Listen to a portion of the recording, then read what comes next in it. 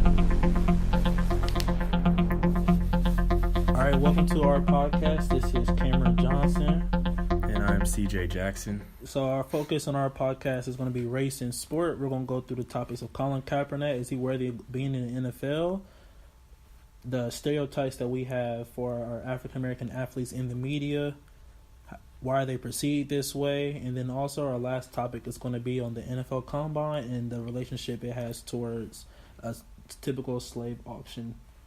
So a little background information. Colin Kaepernick's first kneel was on September 1st with teammate Eric Reed. Before kneeling, he did a silent protest during the preseason, but the protest went unnoticed. Colin Kaepernick said, "I am not going to stand up to show pride in a flag or country that oppresses black people and people of color. To me, this is bigger than football, and it would be selfish on my part to look the other way. There are bodies in the street and people getting on paid leave and getting away with murder."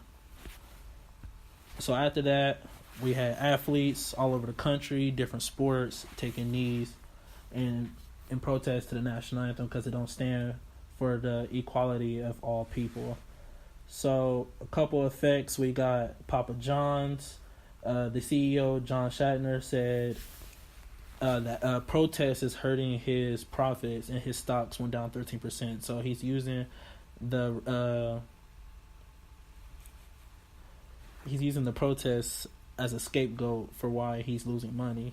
And then in that case, people on social media is making fun of the way his pizza tastes and they're going to boycott it. And next we have protests for DirecTV Sunday Ticket, and they're offering refunds in the backlash of NFL players kneeling during national anthem, and a lot of customers are calling unhappy and are canceling future business with the company. So if you're lucky enough and you don't like the national anthem and you don't like the protest, either one of the two, you can get your money back from DirecTV. There's also the Texans owner, who's a prominent Donald Trump supporter, came out with the statement, "We can't have inmates running the prison," and that kind of started a huge uproar in the NFL, and athletes on the Texans later that week decided to leave practice early once they heard the news, and defensive end Jadeveon Clowney decided to dress as an inmate for the Texans Halloween party. Colin Kaepernick kind of started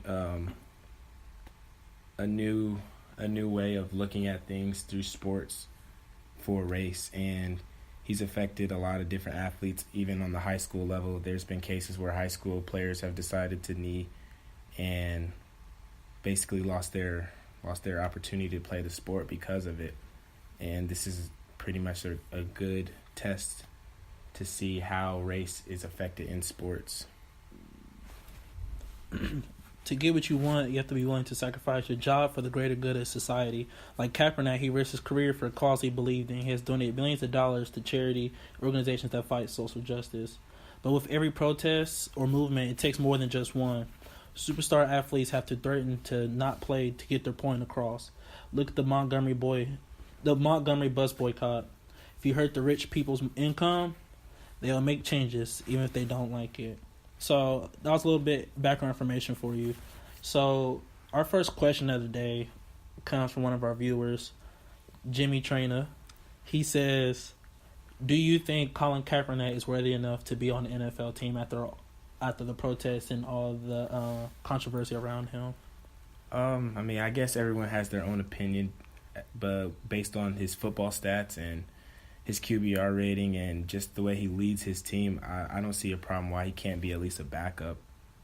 This year, by week 13, for the quarterbacks, he would be listed as 17th out of 36 qualified quarterbacks this season, and is 5th in all times, and with a 2.4 touchdown to interception ratio, which in my opinion is enough just to make a team, considering all the injuries that are going on this year, and pretty much I don't see why not.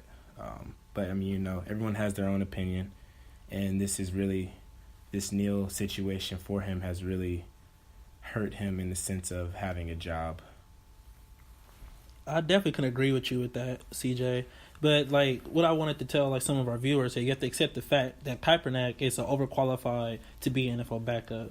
And being in the locker room wouldn't be a detriment to your team either. The 49ers gave him an award for being the most inspiring on their team. So he definitely wasn't a distraction. And also, I don't believe he's out for attention.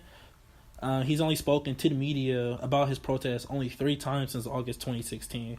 So the owners call him a distraction. I completely disagree with that. I feel like that's just a way to keep him out of the league. I feel like he at least should be a backup on the team, possibly a starter like the way these lineups are. Honestly, I could see him starting over Geno Smith, Trevor Siemian, Matt Moore, Josh McCown, Blaine Gabbert, Deshaun Kaiser. He definitely has the likenesses to be, better than these quarterbacks and be on the team. But even like a team won't give him an opportunity. The Ravens actually talked to him, but since they saw something going on social media about his wife, they didn't want him on the team. They saw him as a distraction. Yeah, I definitely agree with you there. Colin Kaepernick, we don't know if he will ever have a job in the NFL again, but he's still making his presence felt in the communities, which is more importantly bigger than football itself. And I kind of think he's realized that he can use his platform to reach more lives than just playing football, while kind of using before his ability to play the sport as a vehicle to touch lives. I definitely agree with that. So we're going to go on our first commercial break.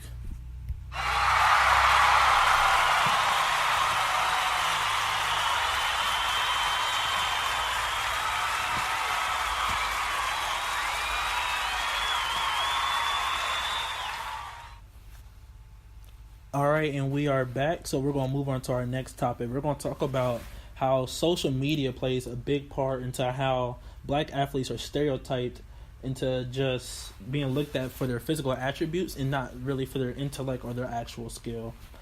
So a little background, I did some research about NBA draft prospects and how they're compared to athletes. So a study in 2016, it showed a white European draft prospect was compared to a white European professional 57% of the time. A white American draft prospect was compared to a white American professional 60% of the time, and a whopping 96% of black American athletes was compared to black American professionals.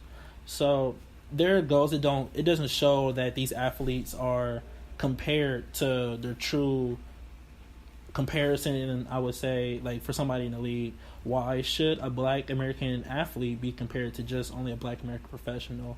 Is it because of his skin? Is it because of his build? But is it really because of his skill? So like that's one thing we want to like talk about and go deep into.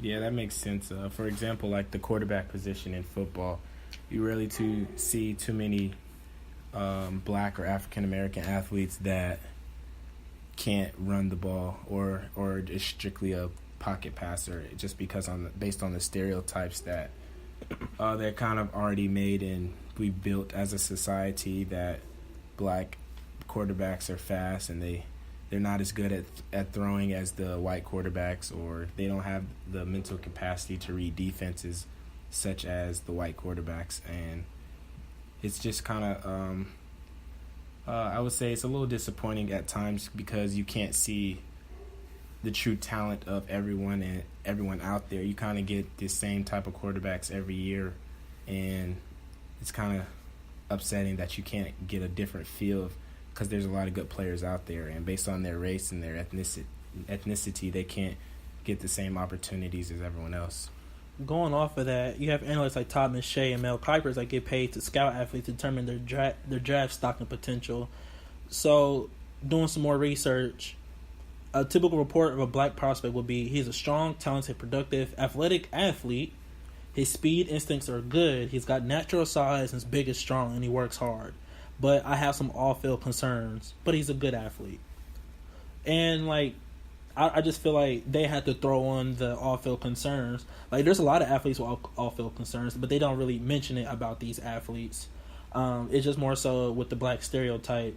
He's seen as, like, this beast of nature. So we're just going to, like, you know what, let's just put him on his downfall. But we're not going to look at the positives about him. So some words that you would hear like describing a black athlete, you hear natural, explosive, raw talent, freak of nature, savvy. He needs some improvement, gifted, aggressive, dynamic, upside. Then for white draft prospects, particularly quarterbacks, you hear fundamental, angles, intelligent, together, making, leader, relentless, transitioning, improvement, commitment, brilliant. So how come these words aren't, correlating for how these athletes really are? You see, for black prospects, you hear more about their physical attributes, and then for white athletes, you hear about intangibles.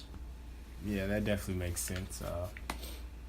For basketball, there's a lot of different way to describe a player, but as for black players, a lot of the word they use is raw. If they're tall and maybe not as skilled as they should be at a certain age, they would just get placed under this potential category just based on their size and their speed and what other people with their size are like, instead of just being kind of their own person. And each scout, like you kind of mentioned, is kind of grouping them based on the person they've already scouted before, or a person they've seen before that's built the same way as them, when they could be totally two different players.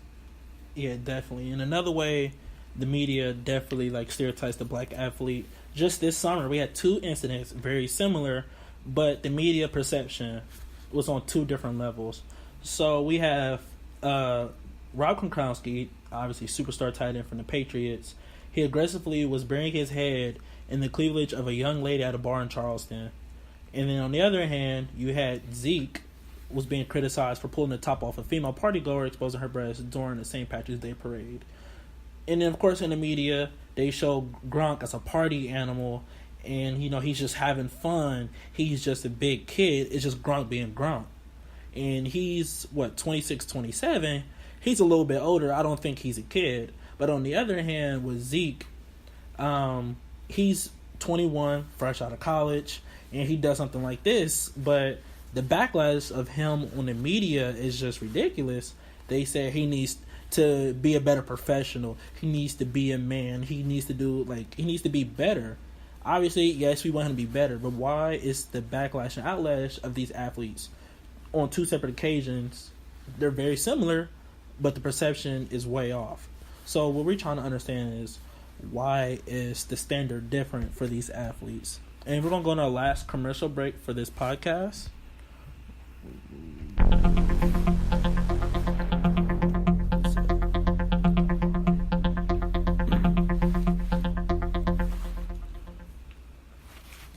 All right, so we're back from our last commercial, and then we had a question from one of our listeners, and they asked, do you see any parallels between the NFL Draft Combine and slavery, slave auctions?